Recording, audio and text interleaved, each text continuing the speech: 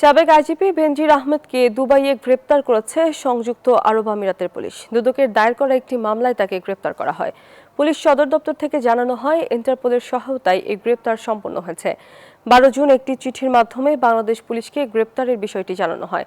এদিকে সাবেক আইজিপি বেনজির আহমেদকে ইন্টারপোলের সহায়তায় গ্রেপ্তারের বিষয়টি সংসদকে জানান স্বরাষ্ট্রমন্ত্রী সালাউদ্দিন আহমেদ। বলেন, বেনজিরকে ফিরিয়ে আনতে দ্রুতই আইনি প্রক্রিয়া শুরু করবে দুদক। পাসপোর্ট জালিয়াতির মামলায় বেনজিরকে গ্রেপ্তার করে দুবাই পুলিশ, জানায় দুদক।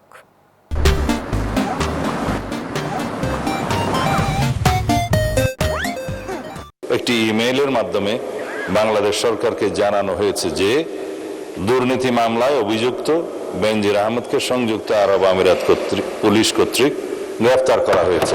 এনসিবি আবুধাবি জানিয়েছে যে UAE federal law number 39 of 2006 অনুযায়ী গ্রেফতারের তারিখ হতে 30 দিনের মধ্যে কূটনৈতিক চ্যানেলের মাধ্যমে আনুষ্ঠানিক এক্সট্রাডিশন রিকোয়েস্ট প্রেরণ করতে হবে। আমরা দুদকের পক্ষ থেকে স্বরাষ্ট্র মন্ত্রণালয়ের মাধ্যমে ইন্টারপোলে আবেদন করেছিলাম দুইটা মামলার প্রেক্ষিতে। মামলা দুটি, একটা পাসপোর্ট জালিয়াতির মামলা আর একটি জ্ঞাত আয় বহির্ভূত সম্পদ অর্জনের মামলা।